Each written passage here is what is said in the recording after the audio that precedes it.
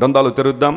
నిర్గమకాండము 19వ అధ్యాయం 5వ వచనాన్ని మనం చదువుదాం. The book of exodus chapter 19 and verse 5. దానిలో ఈ మాట ఇలా రాయబడింది. కాగా మీరు నా మాట శ్రద్ధగా విని నా నిబంధన అనుసరించిన ఎడల నడిచిన ఎడల మీరు సమస్త దేశములలో నాకు స్వకీయ సంపాద్యమగుదురు. దేవుని స్తోత్రం చెప్దాం. హల్లెలూయా. మీరు నాకు ఎలా ఉంటారట? స్వకీయ సంపాద్యము అనే మాట. స్వకీయులు అంటే సొంతవారు, సంపాద్యము అంటే సంపాదన కదా. దేవుడట మనలను తన స్వకీయ సంపాద్యంగా చేసుకుంటాడంట. ఎప్పుడు అంటే అక్కడ చిన్న కండిషన్ ఉంది. మీరు నా మాట శ్రద్ధగా విని ఆ మాట ప్రకారం మీరు ఏం చేయాలా? నడవాలి, అనుసరించి నడవండి. నిర్గమకాండంలో పదే పదే దేవుడు మాట్లాడే విషయం ఇదే. మీరు నిర్గమకాండం 15వ అధ్యాయం 26వ వచనం తీసినా అక్కడ కూడా అదే మాట ఉండదు, మీరు నా మాట శ్రద్ధగా వినాలని. ద్వితీయోపదేశకాండం అంతా కూడా ఇదే మాటలు కనబడతాయి. ద్వితీయోపదేశకాండం 28 కనుక మనం చదివితే మీరు నా మాటలు శ్రద్ధగా విని ఎడల. ఎందుకు దేవుడు శ్రద్ధగా వినండి అని అన్నిసార్లు చెప్పాడంటే, ఇశ్రాయేలీలు కొన్ని సందర్భాల్లో దేవుని మాటను శ్రద్ధగా వినలేదు కాబట్టే చెప్పండి వారు ఏం పొందారు? ఇబ్బందులు పొందారు. వారు దేవుని దీవెనలకు దూరం అయిపోవాల్సిన పరిస్థితి వచ్చింది. దేవుడు చెప్పిన మాటను చెప్పినట్టుగా వారు విననందువలనే వారి జీవితాలు ఎన్నో ఇబ్బందులు ఎదుర్కొన్నారు. కష్ట పరిస్థితులు వారి జీవితంలోకి వచ్చాయి. దేవుడు అన్నాడు, నేను మీతో ఉన్నాను, దాసుల గృహంలోంచి మిమ్మల్ని బయటికి తీసుకొచ్చాను. I take responsibility to lead you to the land of Canaan. Don't worry about anything. మీరు దేని గురించి అధైర్యపడకండి, నా మీద విశ్వాసం ఉంచండి, నన్ను నమ్మండి, నేను మిమ్మల్ని నడిపిస్తాను. పాలు తేనెలు ప్రవహించే దేశానికి మీరు వస్తారు. ఏ దేశంలో అయితే మీరు ఇబ్బందులు పడ్డారో, ఏ దేశంలో అయితే మీరు మట్టి పనుల్లోనూ, జిగటమంటి పనుల్లోనూ, పొలముల పనుల్లోనూ శ్రమపడ్డారో ఆ దేశం మీరు విడిపించి ఫరో బానిసత్వం నుండి, ఐగుప్తు ఇనుప కొలుము నుండి, దాస్యగృహం నుండి మిమ్మల్ని బయట తీసుకొచ్చి మిమ్మల్ని కనాను దేశంగా నేను నడిపిస్తాను, ఆ దేశంలో మిమ్మల్ని స్థాపిస్తానని దేవుడు ఎన్నోసార్లు అనేక మాటలు వారికి చెబితే, చిన్న శ్రమ రాగానే, చిన్న ఇబ్బంది రాగానే, చిన్న ప్రతికూలత రాగానే వారు కంగారు పడిపోయి దేవుని ఔన్నత్యాన్ని, ఆయన సామర్థ్యాన్ని ప్రశ్నించేశారు. అది చాలా విచారించాల్సిన విషయం. కష్టం రాగానే దేవుని సామర్థ్యాన్ని ప్రశ్నించి మమ్మల్ని ఎందుకు బయటికి తీసుకొచ్చారు మీరు? మాకు అక్కడే బాగుంది కదా, మాకు లోకమే బాగుంది కదా, లోక అనుభవాలే బాగున్నాయి కదా, మాకెందుకు ఈ పరిస్థితులు కల్పించారు అని మోషే మీద, దేవుని మీద సనగడం ప్రారంభించారు. సనగడం ఎందుకు వచ్చిందంటే వారు దేవుని మాటను శ్రద్ధగా ఏం చేయట్లేదు, వినడం లేదు. దేవుని బిడ్డ జాగ్రత్తగా గమనించు. ఆయన మాటలు నీకు ప్రయోజనకరము నువ్వు నమ్మినప్పుడు, ఆ మాటల్లో నీకు నీ సమస్యలకు పరిష్కారం ఉందని గుర్తించినప్పుడు, దేవుని మాటలు మాట్లాడుతుంటే ఆ మాటలకు పర్వత శిఖరాలు కూడా కదిలించగలిగే శక్తి దేవునికి ఉందని గుర్తించినప్పుడు, ఆయన స్వరము అరణ్యాలను సైతం కదిలించగలిగే ఆ గొప్ప శక్తి గలదని గుర్తించినప్పుడు, ఆయన స్వరము లెబానోను, దేవదారు, మురానులు కూడా విరచగలిగే శక్తి ఉందని గుర్తించినప్పుడు ఆ మాటను శ్రద్ధగా వింటున్నావా? Are you heeding God's word in your daily life? ఆయన మాటను వినే మనసు నీకుందా? విననందువల్లనే చాలామంది చెడిపోతున్న పరిస్థితులు మనం చూస్తాం. కానీ బైబిల్ సెలవిస్తూ ఉంది, అయ్యో ఇశ్రాయేలు, నీవు నా మాట వింటే ఎంత మేలు అన్నాడు. నా మాట వింటే నీకు ఎంత మేలు, ఎంత ప్రయోజనం. శ్రద్ధ కలిగిన మాటను మనం విన్నప్పుడు, శ్రద్ధగా దేవుని మాటను విన్నప్పుడు ఆ మాటలు మన జీవితాల్లో ప్రయోజనాన్ని తీసుకొస్తాయని లేఖనం చాలా చాలా చాలా స్పష్టంగా సెలవిస్తూ ఉంది. యెరూషలేము అనే ప్రాంతానికి కందాకి అనే రాణి కింద పనిచేసే ఒక ఫైనాన్స్ మినిస్టర్ ప్రభువును ఆరాధించడానికి వచ్చాడు. వచ్చిన తర్వాత ఆ వ్యక్తి రథం వేసుకుని మరలా ఇథియోపియా వెళ్ళిపోతున్నాడు, తన దేశానికి వెళ్ళిపోతున్నాడు. గాజా అనే మార్గం గుండా వెళ్ళిపోతున్నాడు. ఇప్పుడు గాజా అనేది మనకు చాలా ఎక్కువగా వినబడుతున్న మాట న్యూస్లో. హమాస్ అనే ఒక తీవ్రవాద సంస్థ ఆ గాజాలోనే వారు స్థాపించబడి అక్కడి నుంచి ఇశ్రాయేల్ మీదకి ఆయా సందర్భాల్లో దాడులు చేస్తుంటారు. హమాస్ను క్రమపరిచే ప్రక్రియలో చుట్టుపక్కల దేశాల వారు ఇశ్రాయేల్ మీద కొన్ని సందర్భాల్లో దాడులు చేయడం, మరలా వీళ్ళు ప్రతి దాడులు చేయడం. ఇప్పుడు వాతావరణం అయితే అంత బాగాలేదు, ప్రపంచ పరిస్థితి అంత బాగాలేదు.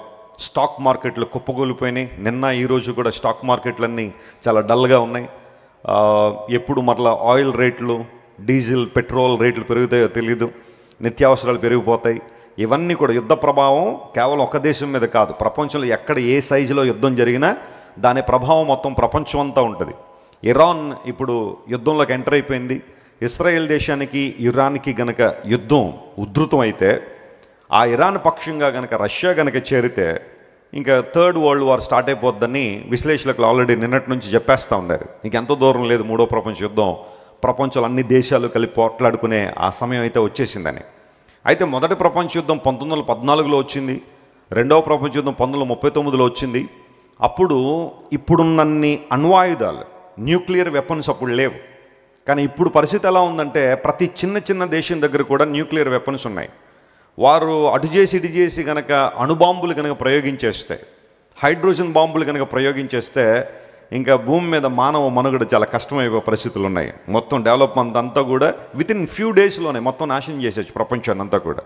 ఇది కొంతమంది విశ్లేషకులను, చరిత్రకారులను చాలా చాలా కలవరపెడతాను. ఇరాన్ అనే దేశం ఇప్పుడు ఇజ్రాయెల్ దేశం మీదకి మిసైల్స్, నేను ఎడదనో 108 మిసైల్స్ ఎన్నో వరుసగా ప్రయోగం చేశారు. ఇస్రాయెల్లో హై అలర్ట్ ఉంది, అందరూ బంకర్లో దాక్కోండి అని. ఎప్పుడేమవుద్దో తెలియని పరిస్థితుల్లో ఇజ్రాయెల్ దేశం, ఒక ప్రక్కన హమాస్, ఒక ప్రక్కన హెజ్బుల్లా, మరొక ప్రక్కన ఇరాన్, ఒకవేళ ఆ ప్రక్కన ఇంకా దేశాలు సిరియా ఇలాంటి దేశాలు కూడా మరలా వారు కూడా యుద్ధానికి కాలు దువ్వితే పరిస్థితులు ఎలా ఉంటాయి తెలియదు అన్నట్టుగా చాలామంది ఉన్న దేవుని బిడ్డలుగా మనం ప్రార్థన చేయాలి. యుద్ధ వాతావరణం సమస్య పోనట్లుగా ప్రార్థన చేయాలి, మన ప్రార్థనలో కమిషన్ పెట్టుకోవాలి. అయితే గమనించిన ప్రియులారా, ఆ సందర్భంలో ఈయన గాజా మీదుగా వెళ్ళిపోతుంటే దైవజనుడు ఫిలిప్పు, సువార్తికుడైన ఫిలిప్ అంటారు అతన్ని, ఫిలిప్ ది ఇవాంజలిస్ట్, అతనికి దేవుని మాట వినబడినప్పుడు ఆ మాటకు అతడు లోబడ్డాడు. ఆ మాటకు అతను లోబడ్డాడు. ప్రభువా, ఆ వ్యక్తికి సువార్త చెప్పడానికి నన్ను వెళ్ళమంటున్నావు, ఇప్పుడే వెళ్ళాలా, నాకు పనులు లేవా? ఆయనకట ఫిలిప్ గారికి ఎంతమంది కూతుళ్ళట? 4 కుమార్తెలు. 4 కుమార్తెలు ఇంట్లో ఉన్నారు అంటే ఆ బాధ్యతలు ఎంత ఎక్కువగా ఉంటాయి చెప్పండి. ఈరోజు 2 పిల్లలు ఉంటేనే తల్లిదండ్రులు మా వల్ల అవ్వట్లేదండి అన్నారు చాలామంది. ఆ 2 పిల్లల్ని రెడీ చేసి స్కూలు పంపించి వాళ్ళని ఇంటికి తీసుకొచ్చి ఆ తర్వాత వాళ్ళకి కావాల్సినవన్నీ సెట్ చేయడానికే జీవితం అంతా సరిపోతుందని వెస్లీ గారు అన్నట్టుగా. 3 పిల్లలు ఉంటే ఆ పరిస్థితులను మాకు తెలుసు, 4 ఉంటే ఇక్కడ ఎవరో 4 పిల్లలు ఉంటే మీకు తెలుసు ఆ పరిస్థితి. ఫిలిప్ గారికి 4 కుమార్తెలు ఇంట్లో ఉన్నారు. He had so many responsibilities, he had so many schedules, చాలా చాలా పనులు ఉన్నప్పటికీ కూడా ఆల్ ఆఫ్ ఎ సడన్గా దేవుడు మాట్లాడే, Philip run after the chariot, రథం వెంబడి పరిగెత్తు అనగానే ఫిలిప్ గారు దేవుని మాటకు లోబడి ఇంకెన్ని పనులున్నా, ఎన్ని పరిస్థితులున్నా అవన్నీ ప్రక్కన పెట్టి రథం వెనకాల ఏం చేశారట? పరిగెత్తాడు. ఆ చిన్న ఒబీడియన్స్, ఆ చిన్న విధేయత ఫిలిప్పుకు మాత్రమే ఆశీర్వాదం తీసుకురాలేదు. జాగ్రత్త వినండి. ఆయన వెళ్ళాడు, రథం వెంబడి పరిగెత్తాడు. ఏమంటే ఎండలో రథం వెంబడి పరిగెత్తడం అంటే చిన్న విషయమా? రథం ఏమన్నా స్లోగా ప్రయాణం చేస్తుందా? గుర్రాలు ఒక గంటకు ఒక 60 కిలోమీటర్లు, కనీసం ఒక 40 కిలోమీటర్ల వేగం తన ప్రయాణం చేస్తాయి గుర్రాలు. వాటి వెనకాల దైవజనుడు పరిగెత్తాడంటే ఆయనలో ఎంత ఆశ, దేవుని మాట వినాలని, ఆ మాటకు లోబడాలని. పరిగెత్తి పరిగెత్తి పరిగెత్తి వెళ్ళి అడిగాడు, నువ్వు చదువుతున్నది గ్రహిస్తున్నావా అనే ఒక కాన్వర్జేషన్ ఓపెన్ చేశాడు, ఒక డైలాగ్ ఓపెన్ చేశాడు. ఎవరైనా నాకు వివరించకపోతే నాకు ఎలా అర్థమవుద్ది? ఐజయా 53 చదువుతున్నాను, యెషయా 53 చదువుతున్నాను. దానిలో ఒక ఆయన కనబడుతున్నాడు. ఆయన ప్రవక్త, లేకపోతే ఆ ప్రవక్త మరెవరి గురించి అయినా చెబుతున్నాడా? ఆ ఎవరో ఫిలిప్ వివరించాడు. యేసు ప్రభు వారి లోకానికి వచ్చారు, మన పాపముల నిమిత్తం ఆయన మరణించారు, మన అతిక్రమ క్రియల నిమిత్తం గాయపరచబడ్డారు, ఆయన సజీవుల లెక్కలోంచి కొట్టివేయబడ్డాడు, ఆయన భక్తిహీనులతోనే సమాధి ఏర్పాటు చేయబడింది. ఇలాంటివన్నీ కూడా యేసుక్రీస్తు ప్రభు జీవితంలో ఆ ప్రొఫెసీలన్నీ ఎలా నెరవేరయ్యో చాలా క్లియర్గా దేవుని వాక్యం చెప్పగానే ఆ నపుంసకుడు లేదా ఫైనాన్స్ మినిస్టర్కి బాప్తిస్మము అంటే ఒక అవగాహన వచ్చేసింది. రక్షణ పొందాలనే తృష్ణ బయలుదేరింది. వెంటనే ఒక చోట నీళ్ళు కనబడగానే ఇక ఆలస్యం ఎందుకు, నాకు బాప్తిస్మం ఇచ్చే అన్నాడు. ఫిలిప్పు దేవుని మాటకు లోబడి దేవుని సువార్త అతనికి ప్రకటించిన తర్వాత ఆ ఫైనాన్స్ మినిస్టర్ క్యాండసీ అనే ఒక రాణి క్రింద పనిచేసి ఆయన మరలా ఇథియోపియా వెళ్ళిన తర్వాత అక్కడ తనకు జరిగిన అనుభవాలన్నీ కూడా, యెషయా గ్రంథం ఎవరి గురించి ప్రవచిస్తుంది, మెస్సియా ఎలా ఉంటారు, ఆయన ఏ విధంగా ఈ లోకానికి వచ్చారు, ఇవన్నీ ఆయన తెలియచేయడం ద్వారా ఆ క్యాండసీ దగ్గర ఉన్న చాలామంది, ఆ రాణిగారి దగ్గర ఉన్న చాలామంది యేసయ్యను అంగీకరించారట. దేవుని నామమున స్తోత్రం కలుగును గాక. నేను ఇథియోపియా అనే దేశం వెళ్ళినప్పుడు అదీస్ అబాబా అనే ఆ క్యాపిటల్ సిటీలో చాలామంది దేవుని ప్రజలను కలుసుకున్నప్పుడు అడిగాను, ఇథియోపియాలో ఇప్పుడు ఎంత క్రిస్టియానిటీ ఉంది, ఎంతమంది దేవుని ప్రజలు ఉన్నారు అని అడిగితే 95% దగ్గర క్రైస్తవులు ఉన్నారండి. ఇదివరకు 100% క్రిస్టియన్ కంట్రీయే, కానీ కొన్ని కారణాలు బట్టి వలస వచ్చిన వారు చాలామంది ఉండడాన్ని బట్టి 95%కి వచ్చింది. కానీ most of the people they know the Bible, most of the people they follow Jesus in this country. ఆ రోజు ఆ నపుంసకునికి సువార్త చెప్పడానికి ఫిలిప్పుకు అందించబడిన ఆ ఒక్క మాటకు లోబడ్డం ద్వారా చరిత్రనే మార్చేశాడు. గట్టిగా చప్పట్లు కొట్టి దేవుని మహిమపరచున హల్లెలూయా. ఈ రోజు నువ్వు దేవుని మాటకు లోబడగలిగితే, ఆయన చెప్పే మాటకు నువ్వు అంగీకరించగలిగితే, who knows, God is gonna bless your generations after generations. రానున్న తరాలను కూడా దేవుడు విశిష్టంగా దీవించబోతున్నాడు. హల్లెలూయా. నీ పిల్లలను దేవుడు ఆశీర్వదిస్తాడు, నీ సంతానాన్ని దేవుడు దీవిస్తాడు. ఆయన ఉద్దేశాలు నీ సంతానం ద్వారా, నీ కుటుంబం ద్వారా నెరవేర్చబడతాయి. Praise the Lord. It's all about obedience. అందును బట్టి నా మాట శ్రద్ధగా వినండి. మీకు ఎన్ని పనులున్నా, ఎన్ని స్కెడ్యూల్స్ ఉన్నా, ఎన్ని పరిస్థితులున్నా, when God delivers a word, when God commands you to do something, do it right now. ఆయన మాటను వాయిదాలు వేయొద్దు. దేవుని మాటను వాయిదాలు వేసి మరలా చేస్తానులే అని అనుకుంటే ఆ మరలా చేసే సమయం బహుశా నీ జీవితంలో రాకపోవచ్చేమో. When God reveals something, when God tells you something, obey to his voice. నా మాటను మీరు శ్రద్ధగా వింటే, ఆ మాటను అనుసరించి మీరు నడిస్తే, మీరు నాకు స్వకీయ సంపాద్యంగా ఉంటారు. You will be my inheritance, you will be mine. నా వారుగా మీరు పిలువబడతారు, నా ప్రజలుగా మీరు పిలువబడతారు. ఎంత చక్కని అభయాన్ని దేవుడు ఇస్తున్నాడు. దేవుని ప్రజలారా, ఇంత శ్రద్ధాభక్తులు మా పట్ల నువ్వు చూపించావు కాబట్టి నీకేం కావాలో కోరుకో.